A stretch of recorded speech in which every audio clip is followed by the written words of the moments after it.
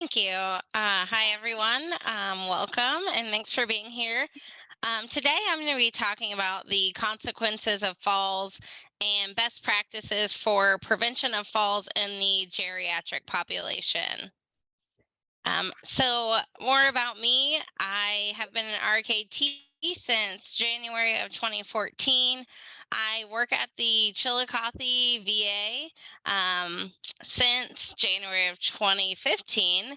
And over the past few years, especially since COVID, I've been mostly working on our long-term care units. I have a couple specializations that are recognized through the AKTA. One is in geriatrics and the other is in fall prevention. And I co-chair our falls committee here at the Chillicothe VA as well.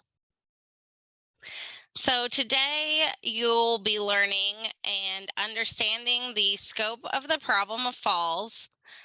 We'll be identifying common risks and causes of falls, identifying assessments used for determining fall risk and injury risk, designing a well-rounded fall prevention program for the long-term care setting, looking at the use of best practices for assessing balance and fall risk in the therapy setting, and using the learned knowledge to provide evidence-based balance interventions that are likely to reduce falls. So this is kind of going to step us out of solely the KT role. It's going to give you the opportunity to learn about expanding into a more facility role, looking at fall prevention as a whole, and hopefully you'll be able to use that wherever you are. So we're just going to go over some general facts about falls in older adults. So about 36 million falls are reported among older adults each year, resulting in more than 32,000 deaths. Each year, 3 million older adults are treated in the emergency department for a fall injury. 1 out of every 5 falls causes an injury, such as broken bones or a head injury. Each year, at least 300,000 older people are hospitalized for hip fractures. More than 95% of hip fractures are caused by falling, and that's usually a fall that's happening sideways. And then, unfortunately, us women, we do fall more than men and account for 3/4 of all hip fractures.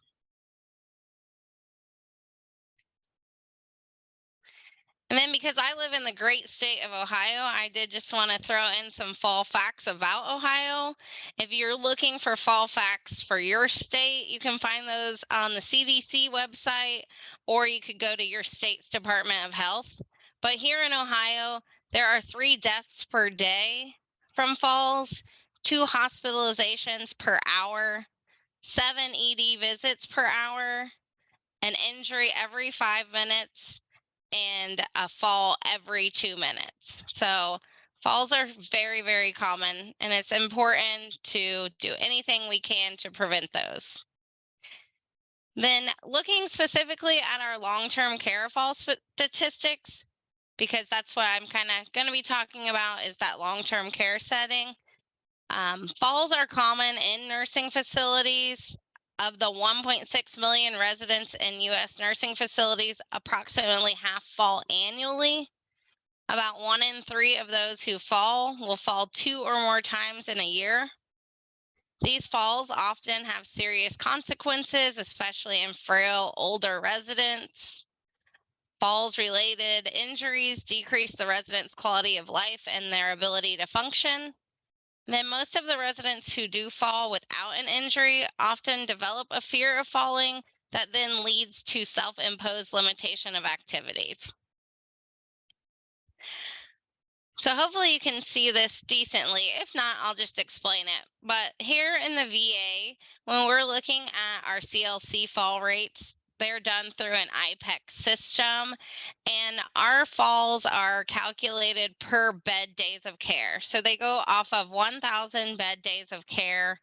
It's always looked at in a rolling 12 months, and then they break it down into different quarters. So I just wanted to bring this up because Chillicothe has had a hard road to go, but this year in fiscal year 2023 quarter one, the national fall rate was 4.99.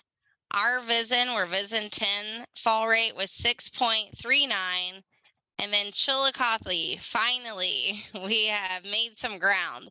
Our fall rate was 4.55. So we dipped below the national and VISN fall rates. So this was a big feat for us. It took a lot of work, several years of implementing our fall prevention program and making changes as needed. So I guess that's why I'm so passionate about this subject. Falls among older adults are very costly. So here in the U.S., $50 billion is spent annually on falls, $29 billion in Medicare expenses, $12 billion in private and out-of-pocket, and $9 billion in Medicaid expenses. 1 in 4, again, older adults 65 plus fall each year. So falls are preventable, and as clinicians, we want to do whatever we can to prevent those falls. So now I'm just going to go over some different fall definitions, classifying fall injuries in long-term care. So when kind of working in the long-term care setting, VA or a nursing home, the fall definitions are driven by the Centers for Medicare and Medicaid Services. So when we're looking at those, their definition of what a fall is an unintentional change in position coming to rest on the ground, floor, or onto the next lower surface, such as a bed, chair, bedside mat. These falls can be witnessed or unwitnessed. Falls are not a result of an overwhelming external force, so someone pushing another person, resident to resident, conflicts that end in a fall, those don't get counted as a fall. An intercepted fall occurs when the patient or resident would have fallen if they had not caught themselves or had not been intercepted by another person. These are still considered a fall. And then when we're looking in kind of the therapy realm, when challenging a patient's loss of balance, an anticipated loss of balance resulting from a supervised therapeutic intervention during which the patient or resident's balance is being intentionally challenged during balance training is actually not considered a fall. So here in Chillicothe, our fall policy, what we consider a fall is a loss of an upright position that results in landing on the floor, ground, or an object or furniture, or a sudden uncontrolled, unintentional, non-purposeful downward displacement of the body to the floor, ground, or hitting another object like a chair or stair, excluding falls resulting from violent blows or other purposeful action. And then events in which veterans are found lying on the floor, which are reported as unwitnessed falls. So here we really focus on the unintentional. We do have a large psychiatric population here, and so we come into patients who have behaviors that they place themselves on the ground or lie down on the ground, and we care plan those that way that they're not counted as a fall because they were intentional. And then when we're looking at injury classifications, CMS classifies these as no injury, an injury, and then a major injury. Here at RVA, we go a little farther. We focus more in on the NDNQI definitions, which is the National Database of Nursing Quality Indicators. And it's looking at those injuries being none, no injury resulting from the fall, could have an X-ray, CT scan, or other post-fall evaluation, or they find to have no injury. Mild injury, which results in the application of a dressing, maybe ice, cleaning a wound, a limb evaluation, topical medication, the veteran or your resident reporting pain, showing bruise or abrasions, a moderate fall resulting in suturing, application of steri strips or skin glue, splinting, or muscle joint strain. Our major injuries result in surgery, casting, traction, required consultation for neurologic injury, any fractures, and then patients with coagulopathy who receive blood products as a result of a fall. And then death as the last one, which a patient actually dying from a result of an injury sustained from the fall. So when looking at our categories for falls, we have accidental falls accounting for 14% of the falls. So that is your falls that are due to extrinsic environmental risks or hazards, like just slipping, unanticipated physiological falls contributing to 8% of the falls. Those are just our unknown falls and unknown risks that were not predicted on a fall risk scale. And then our largest at 78% are the anticipated physiological falls. So those are identified on any fall risk predictor that you use. We use the Morse scale here to determine fall risk. And then there are two categories of risk factors for falls, intrinsic and extrinsic. So looking at the intrinsic risk factors, we're looking at advanced age, previous falls, muscle weakness, gait and balance problems, poor vision, postural hypotension, chronic conditions including arthritis, stroke, incontinence, diabetes, Parkinson's, dementia, and the fear of falling. And then your extrinsic fall factors are going to be, some of these do look at like in the home as well, but lack of stair handrails or a poor stair design, lack of bathroom grab bars, dim lighting or glare, obstacles and tripping hazards, slippery or uneven surfaces, psychoactive medications, and improper use of an assistive device. And this is just a study that was looking at 16 studies examining risk factors. So they're showing the ranges, and you'll see that muscle weakness, your history of falls, gait deficit, balance, the assistive devices, visual deficits, arthritis, impaired ADLs, depression, cognitive impairment, and then being over 80 years. All are some of the most common risk factors for falls. And then this is another study looking at falls in elderly people residing in long-term care. It was an observational study. It found 6 categories of falling. So incorrect transfers and shifting of body weight contributed to 41%. Trips of stumbles, 20%. Hitting or bumping, 11%. Loss of support with external object, 11%.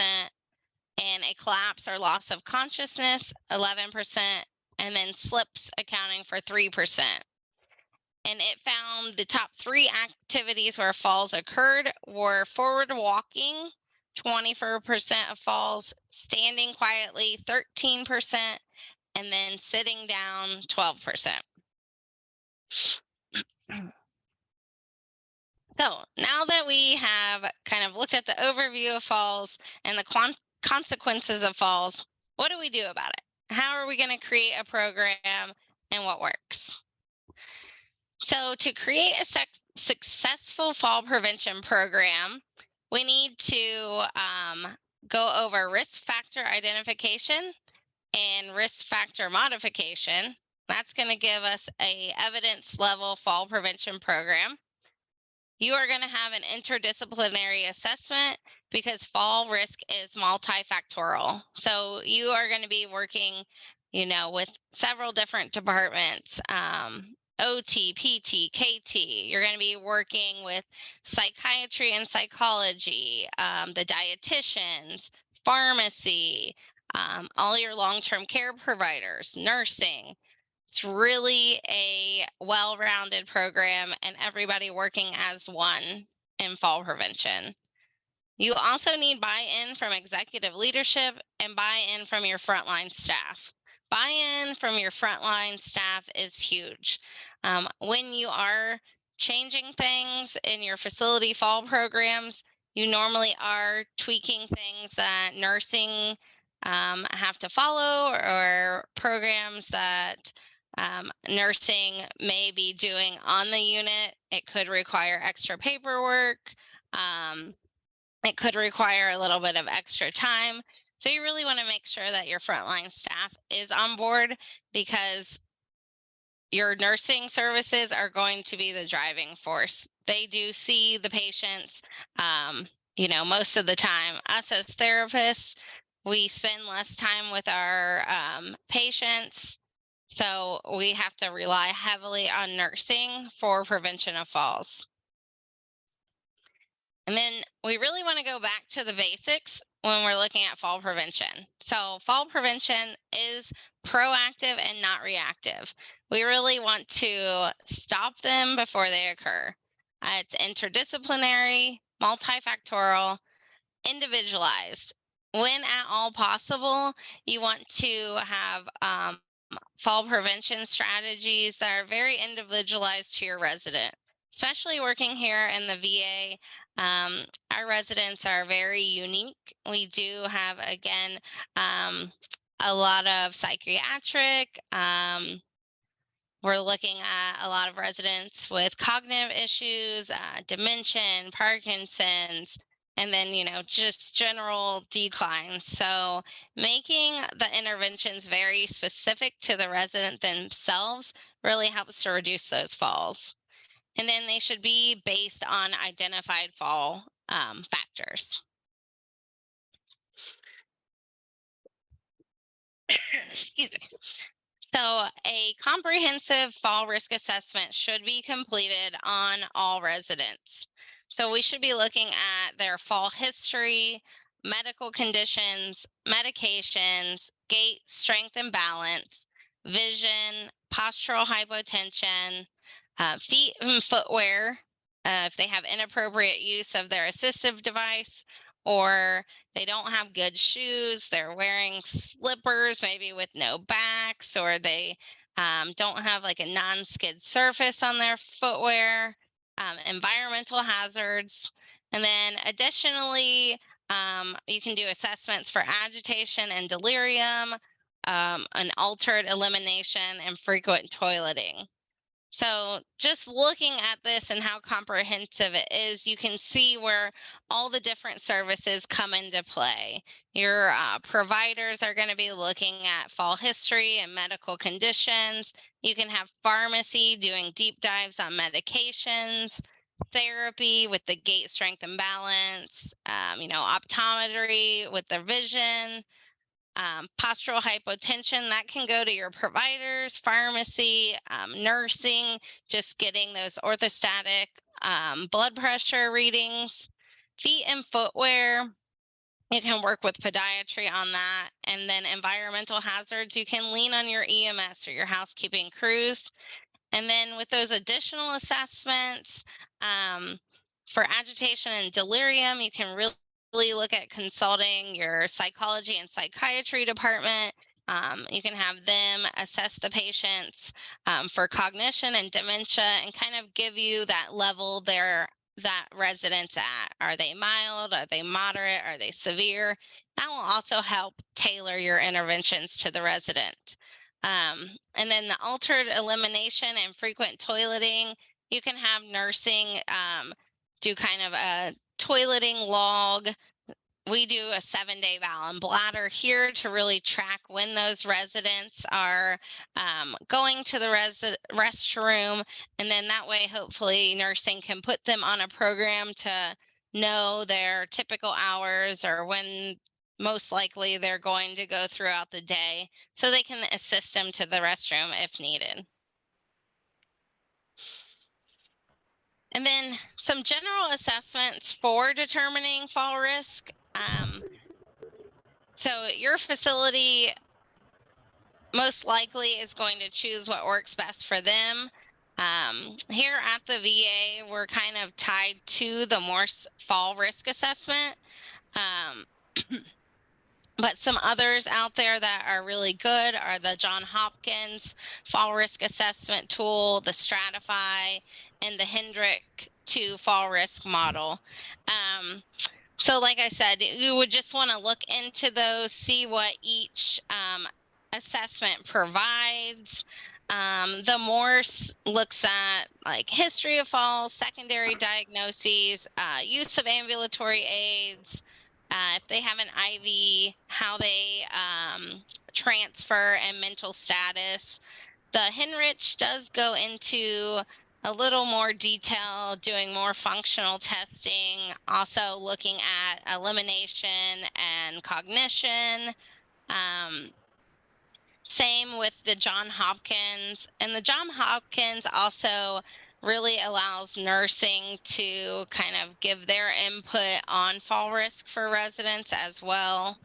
And then the Stratify is good. It looks at agitation, transfers and mobility, looks at visual impairments, and toileting. So again, really, if you have the choice to choose a fall risk assessment that works for your facility, you just want to do your research. These are all evidence-based, and you would just want to pick the one that you feel suits the residents you have the most. And this is just, like I said, we use the Morse here, so this just gives you an idea of what that is.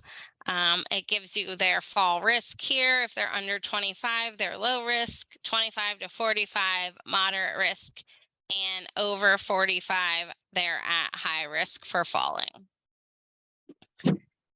So what's next? You've categorized your patient as one of the following.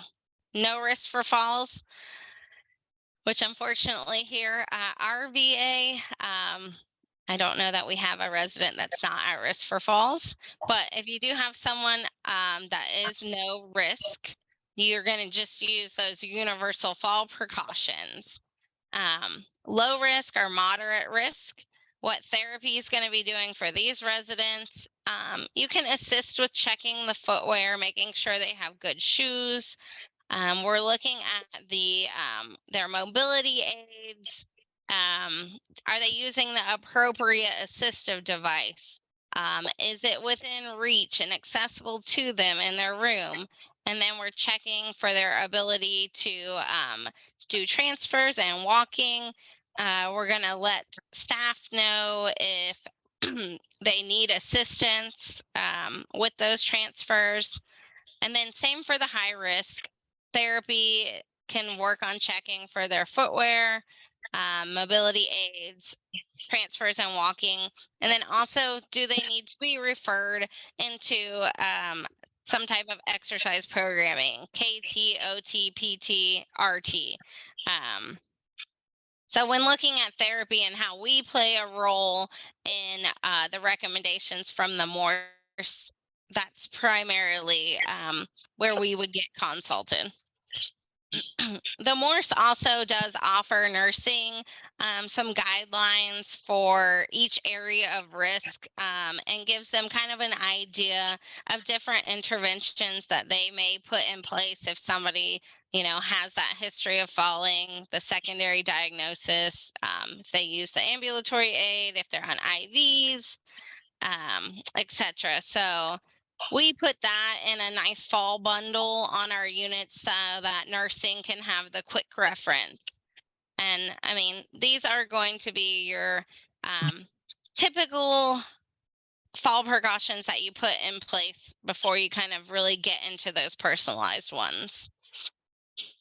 And then here we also assess for injury. So you want to find what places them at risk, and if they're, no risk, low, moderate, high. Then you also want to see, are they going to be at risk for injury? So we use an ABCS tool. It does help group patients who are at most risk for injury if they sustain a fall. It looks at age, so being greater than 85 or just frailty. Looks at bones, having fracture risk or history, anticoagulation. Do they have a bleeding disorder? If they fall, are they going to be at risk for bleeding or, a brain bleed, subdermal hematomas? Have they had a recent surgery? And with that, we really want to do education, teach back strategies for any precautions that they have. Also, if some specific ones, if they are at risk for age, we'd be looking at maybe hip protectors, floor mats, height adjustable beds, doing medication reviews. Same with bones, you're going to have those hip protectors again, height adjustable beds, floor mats, and an evaluation for osteoporosis. Anticoagulation, it's going to be risk versus benefit on this. So patient education, what do you do if you fall? Now that you're on blood thinners, looking at TBIs and anticoagulation, use of helmets, and then making sure that if they're a wheelchair user, they do have anti-tippers on their wheelchair. And then for the surgery, again, most of that call, don't fall, use of call lights, post-op education. And then if they are taking some pain medication, you want nursing to offer elimination prior to them having that pain medication. And these residents should also have frequent rounding. So just some special things that we do here in Chillicothe. These are more what therapy is actually involved in. But our Falls Committee, we do keep a running action plan that addresses screening for falls, fall prevention, what you do post-fall and deep dives, and then communication. We launched a bed mobility assessment tool for use here for our nurses to complete. It is a bedside mobility assessment. This helps our nursing determine how the resident can move. That way, if they come in on off tours or on the weekend and therapy isn't here to complete that assessment, nursing can still get an idea of how they're moving. Are they one person assist, two person assist? Should they use an assistive device, or do they need to use a mechanical lift?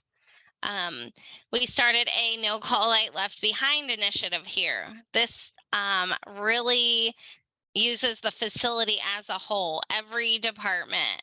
If they're on the unit and you're walking down the hallway and there's a call light, you should stop. Introduce yourself, make sure the resident's in no immediate harm, and then just, ask what they need. If it's something that's within your scope, then that could be provided to the patient right then. If not, you're going to let that resident know, hey, I've got it. I'm going to go talk to nursing. I'm going to let them know what you need, and they'll be here to assist you. Just letting the resident know that their call light's been seen and somebody's coming to help them really helps them to kind of stay in place. We do have a bed alert program here. We base this off of their Morse score, and so these alerts do not ring in the resident's room, so they're basically silent alerts. They only ring at the nurse's station.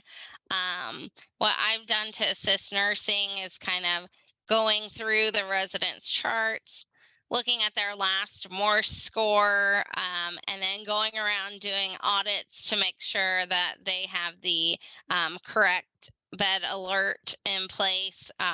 We made magnets that have little, it looks like kind of a police alarm with the level that the resident is, like based on 1, 2, or 3. It's all sensitivity on the bed. We also did a Montessori project here through the CLCs. This was involving kind of, again, all disciplines. So like with dietary, they have the residents, maybe help with making meals, doing cookie bakes, or like wrapping silverware. If somebody, in their past was like a mechanic, like giving them model cars to build or different tools that they can kind of work with, just looking at what the residents used to do and then kind of putting in that in place on the units so that they have something to occupy their time during the day. We do Falls info blast on all of our units. We have big whiteboards. We kind of tailor them towards like the season, like different ones for fall, winter. We do fall facts on it. We also put right on there the national fall rates, VISM fall rates, and then our fall rates so that all staff are aware. And then like fall, we had a tree, and with each fall, they would take a leaf off and move it over if there was a fall. Winter, we did snowflakes. So this just lets nursing see right there how many falls they're having in each month. We luckily here got to add 4 sole restorative nursing aides for our CLC units. They work with us in therapy and nursing to help with the transitions from either therapy to a restorative program or just residents that are being seen for a decline in ADLs to be placed on maybe dressing and grooming, strengthening programs, transfer programs. So once they no longer meet the criteria for like more acute therapy, they get moved into those restorative programs. We also do all about me forms on each resident. This kind of gives us an idea of residents' hobbies. Did they have pets previously? What kind of music do they listen to? What makes them happy? What makes them sad? Gives different things when they like to get up, when they like to go to bed, food preferences, what their previous job was, what branch of the service were they in, do they follow any type of religion. So these are posted on their dressers so that when you go into their rooms, whatever service you're in, you can kind of read that and just get a little more picture of what your resident used to like, or it really helps to individualize things for our residents. We also are doing a Gimme 10 program. So this is kind of therapy driven first and then passed on to anybody who's working on the CLC. We created just a simple list of upper extremity, lower extremity exercises that a resident could do. We pick one for the month, say seated marches. That's a good one for legs, especially if they're a wheelchair user. They have a board in their room that has like each day of the week and then the weeks of the month. So you might walk into the residence room and say, "Hey, Mr. Jones, give me 10." And then they would be prompted to do 10 seated marches. And then you would check that off on their board. So anybody walking by their room could ask them to do this. So then we feel like the more strengthening they're doing during the day, the less they'll be likely to fall.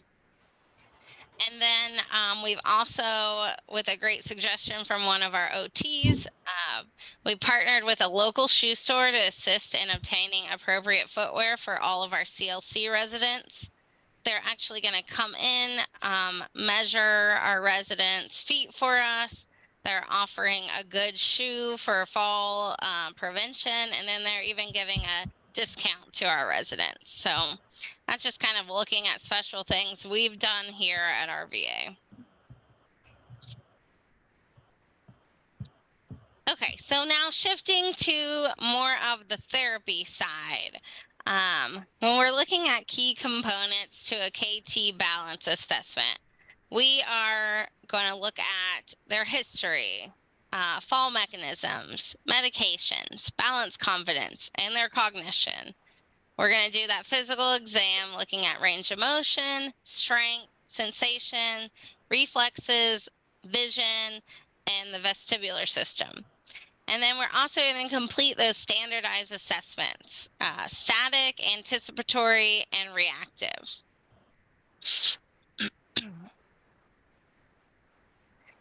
Okay, so these are standardized balance assessments, and these are all evidence-based assessments. So what types of balance do they test, and what does the score mean? So you have the Berg, which tests static and anticipatory, no body transit. When looking at that, if they have a score of under 50, they're at risk for falls. And then that MDC is their minimal detectable change. So they would have to improve between 3 and 6 points to show a significant change in their score. The mini best test looks at static, anticipatory, and reactive. So if they're under 17.5, they're at risk for falls. The 5 times sit to stand is looking at anticipatory, lower extremity strength, and power. And if they're over 12 seconds, they're at risk for falls. The tug is looking at anticipatory, over 12 seconds, they're at risk for falls. The DGI and FGA, these are more high-level walking assessments looking at anticipatory. With that one, the DGI, if they're under below 19 to 21, they're at risk for falls.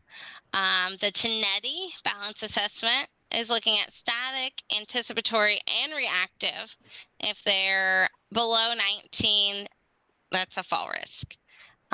Single leg stance looks at static balance control, and then the functional reach looks at anticipatory with limits of stability. If they're under 6 inches in that reach, then they're at risk for falls. So with these, you really want to determine your patient's level of function and determine which test is best for them.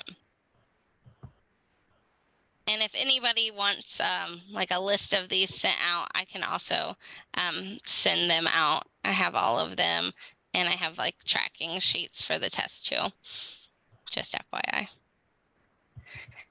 And then, excuse me, what do the test results tell you? So there was this study done. This is determining risk of falls in community dwelling older adults.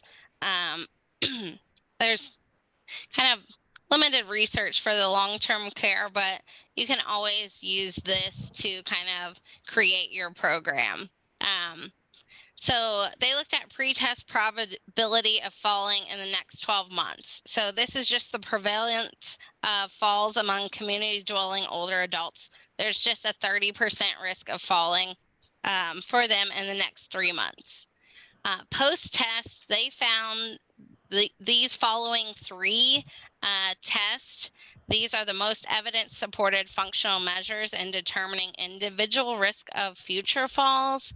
So with the Berg, if you do that and they're under the 50%, the 50 score, then they're you get that 59% risk of falling in the next 12 months. With the tug, if they're over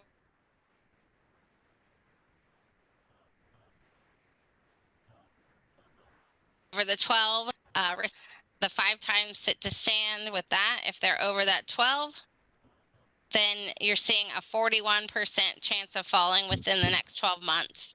And then when you look at the 3 combined, if they're at risk of falling with the 3 combined, they do have an 83% risk of falls within the next 12 months.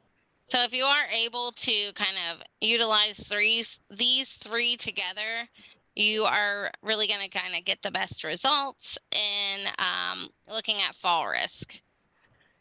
So unfortunately, most of my residents here, they're unable to complete the Berg. So for balance testing, I use a test that is recognized by the CDC, and it's a 4-stage balance test. And I'm just gonna hope that this plays. These are pretty short.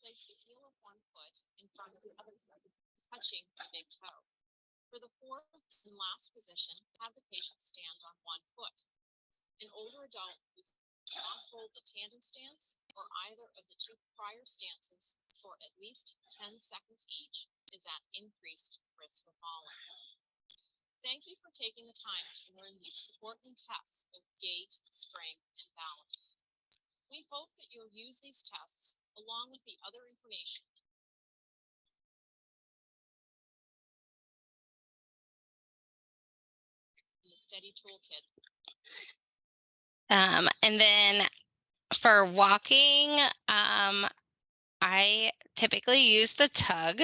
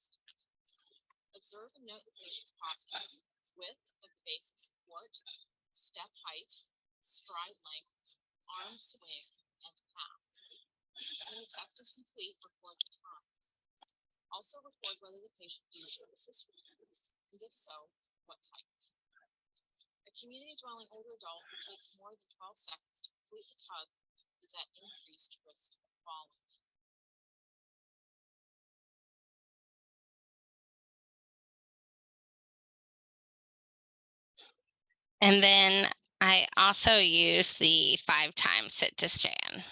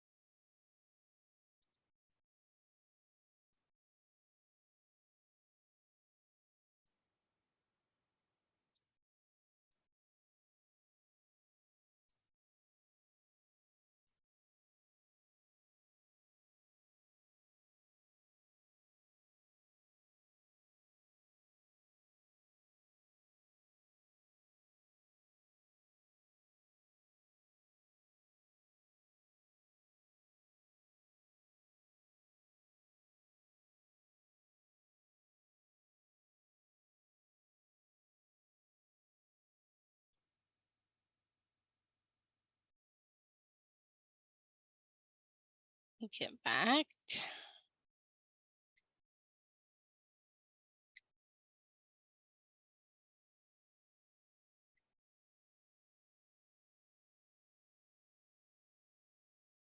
Okay, there we go. Sorry. That's my non-tech savviness. So now we want to look at what works for preventing falls.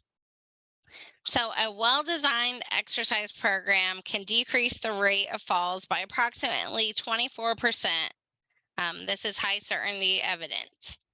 A minimum dose exercise to reduce falls is actually 50 hours of exercise over a 3 to 6 month period.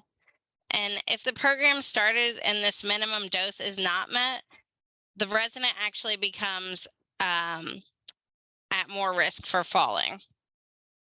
So most effective exercises are completed in standing without support and gradually increasing intensity and challenges. You want to work on all types of balance control, so static, anticipatory, and reactive. And then the evidence out there also shows that walking programs alone have not been associated with reducing the risk of falling. So this is where we kind of want to get creative.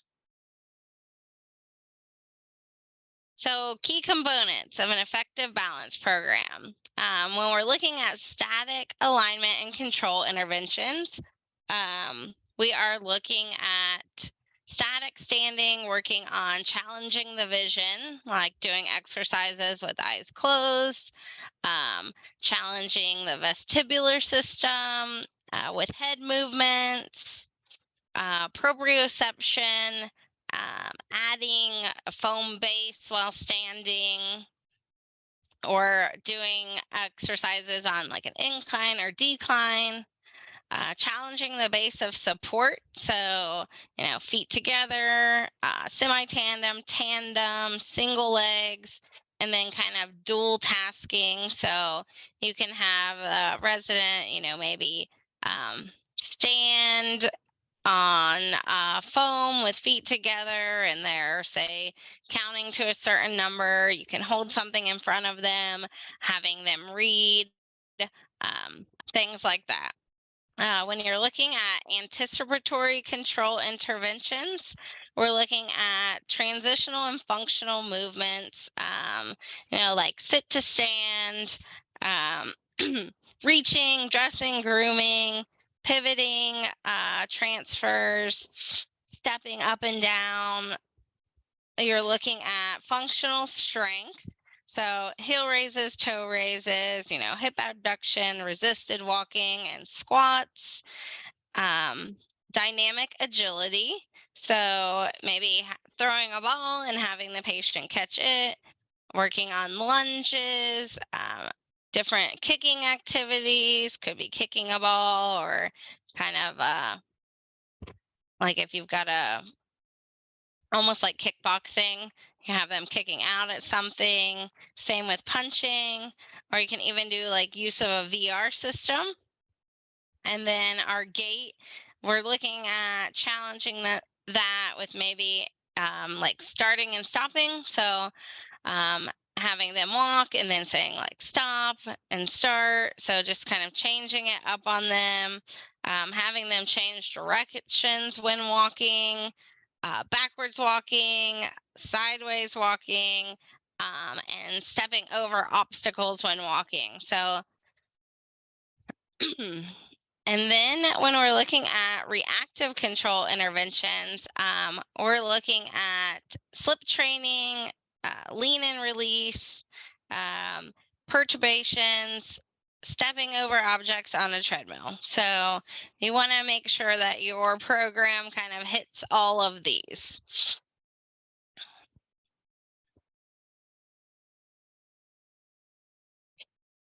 So I also became certified in this Otago exercise program.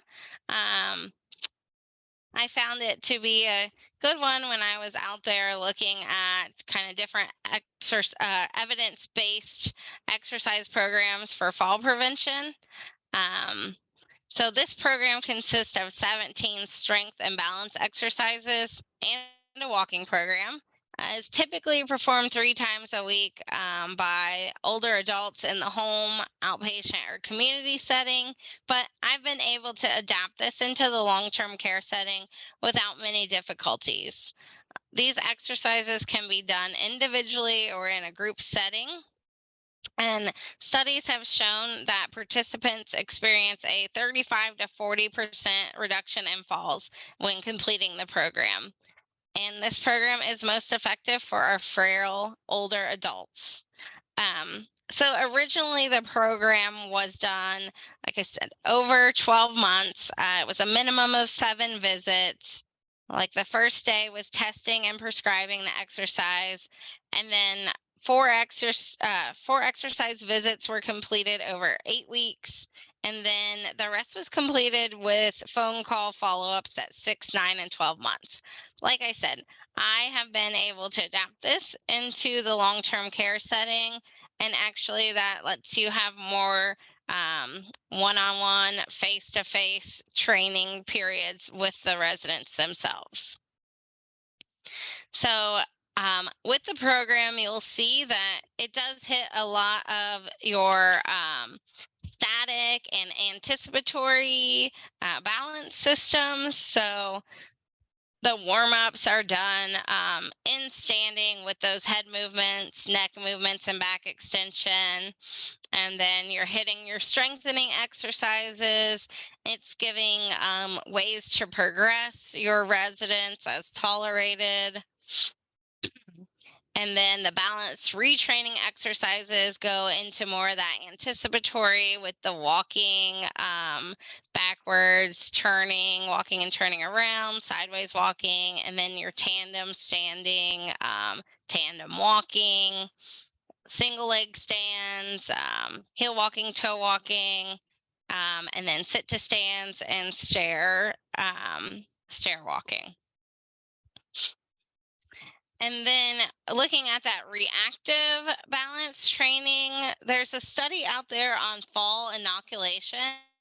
So perturbation training can reduce community dwelling older adults' annual fall risk.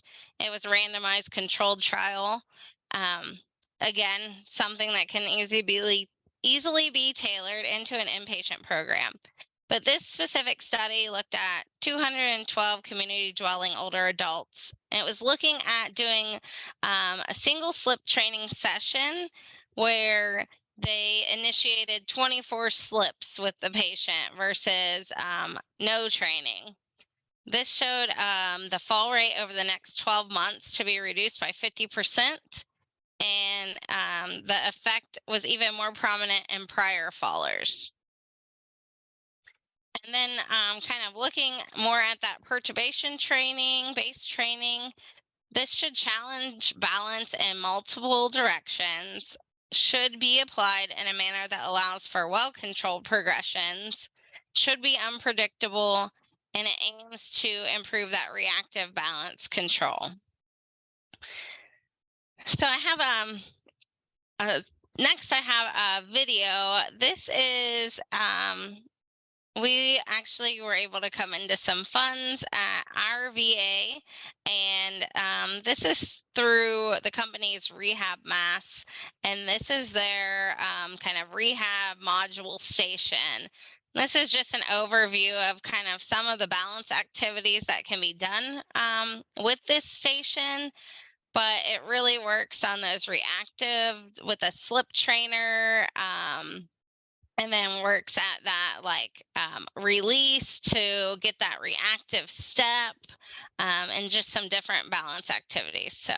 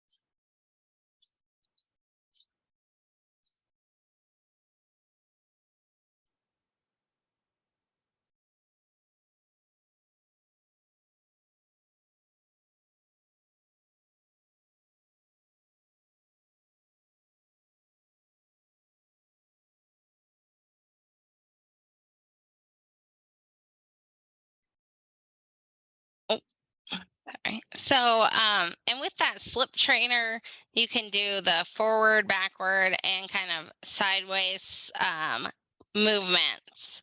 And also, you don't have to have, a system like this. If you are in a facility where you have the overhead lifts, you could use a walking sling and still be able to do a lot of these activities.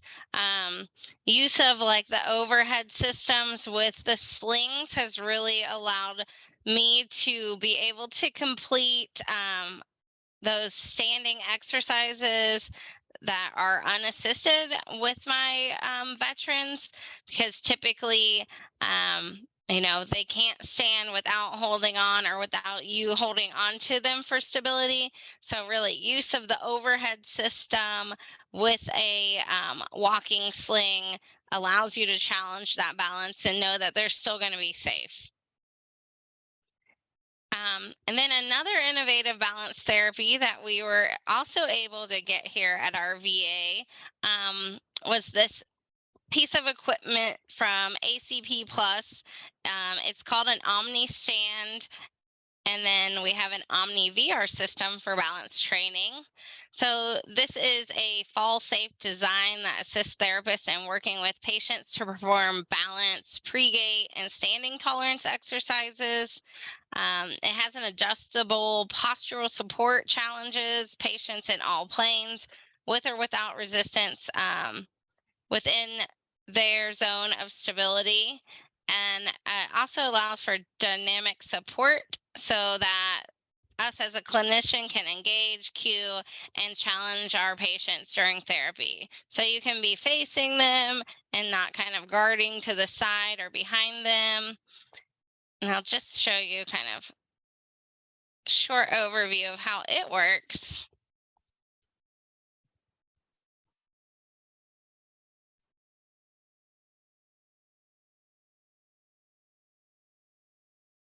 Here to talk to you today about the new OmniStand balance system. The only currently available system on the market challenges patients beyond the capabilities of a static standing. The OmniStand is dynamic stability with height adjustable settings of 0 degrees, 6 degrees, and 11 degrees. The OmniStand allows clinicians to safely challenge patients' limits of stability, progressing them to higher levels of posture. Easy-to-use levers make resistance adjustments quick and simple.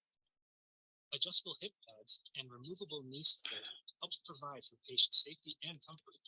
A quick-release tabletop is available for therapeutic activities and for patient comfort. For the first time, therapists have the ability to work with patients face-to-face, allowing for more engaging therapy. The OmniStand produces effective outcomes for balance, pre-gait, and endurance standing exercises due to its fall-safe design. Included is a pelvic safety harness with single-click operation. An optional saddle-style harness is available for lower-level patients. A ramp is also available to easily allow patients to access the device from a wheelchair. The portable platform with multi-directional blockable casters fits through most standard lift doors. Efficient, effective, progressive. The new OmniStand dynamic balance system.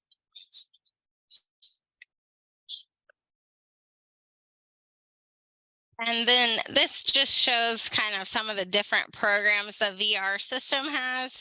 It's really helped kind of engage different residents that typically don't like to participate in therapy. It kind of takes their mind off of therapy. And a lot of the programs, you have your strengthening programs, strengthening of the core for weakness, and then moving into balance programs that are working on leaning, reaching, like static, standing in place and marching. And then you can get more into the sit to stand activities. They have walking activities that could be walking in place, and then ones with lateral and forward and backward movements.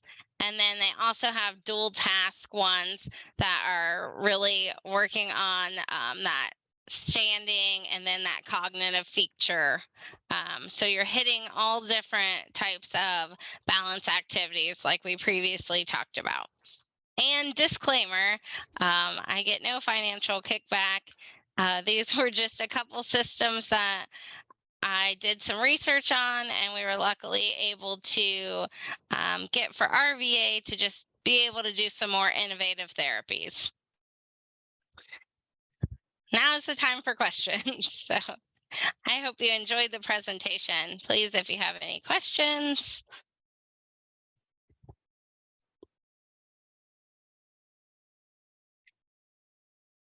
Maybe I can try to show the previous chat.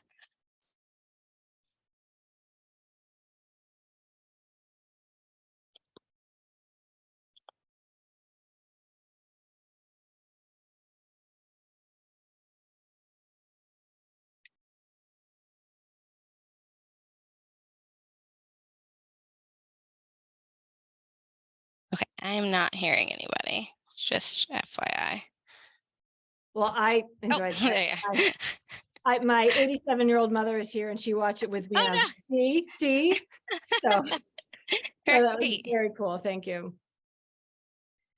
And something that you and I had talked about before we started was the Congressional Budget Office released 2023 numbers that in the next few years, 1 in 6 Americans will be over 65. So it's more relevant than ever.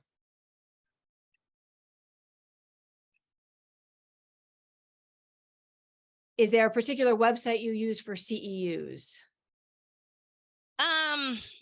So the CDC does provide some good NOCA, National Centers on Aging, and then PSI, they have some good CEU programs for both geriatrics and fall prevention. But really just looking and making sure anything you're doing does have that kind of evidence-based backing. I'm sorry if you guys couldn't hear me. We could hear you. The volume on the videos was a little bit low, but. Okay. Another question is, how many visits are you able to get your veterans for balance training? A lot of times nursing homes only get approval for initial 20 visits. So luckily, again, working in the VA system, I think we have the ability to extend our veterans as long as they're meeting goals, they're still making functional progress in their therapy. So here we're kind of, I guess, the exception to the rule, and we have a little more leeway on the amount of visits we can get. So if you are bound by those 20 visits, then and you're working in like a nursing home, hopefully maybe you have a restorative care program or you have a rec therapy department. So hopefully after you hit your amount of visits, hopefully your resident is at a comfortable level with what you're doing, and then you can transition them into one of those other programs to continue on. If they're discharging, help them try to get into outpatient therapy or find a community-based program for fall prevention. There's a lot out there in the communities. There's like, Silver Sneakers, kind of just depends on your area, but there are a lot of community-based programs that then you could also refer them out to as well. Or set it up as that, home-based exercise program where you are doing those call check-ins to make sure that they are doing their program. And then you could, always pull them back in for a screening to retest them to see if they're making any gains.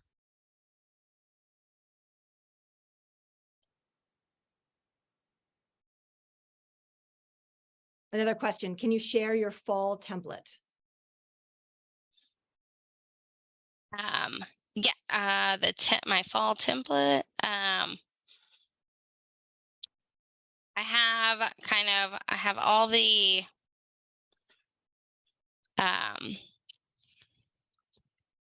sorry. I have all like the balance test. I have those.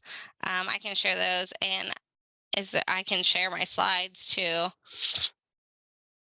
Yeah, if you would email me your slide deck, Mhm. then I'll make sure to add it up on the website along with this presentation. Yes. Thank you so much. Laurel, this is Bridget. I wanted to ask one question. Yeah. So I know of people that have family members, mother, father in nursing homes, and they're not allowed to restrain them, obviously, but they keep wanting to get up and go to the bathroom, for instance. Nobody's in the room. They keep falling. Any Mhm. suggestions? No, this is definitely a very hard one, and one we deal with a lot at the VA. So, and I don't know what their standards are on their bed alerting, but so if they are in their rooms, we do use that bed alert system to kind of notify nursing that they are getting up. Again, if there's any way that they have a consistent toileting schedule, signage, we use a lot of signage, fall don't call signs, even like some places get ceiling tiles, so when they're laying in bed they have a ceiling tile right above them that's like fall don't, or call don't fall, don't fall. And then hopefully the facility they're at, frequent rounding is frequent purposeful rounding is key. Unfortunately, in that situation, there's no like easy fix. It's kind of a multitude there, but that's where you have to definitely lean on the nursing staff for that.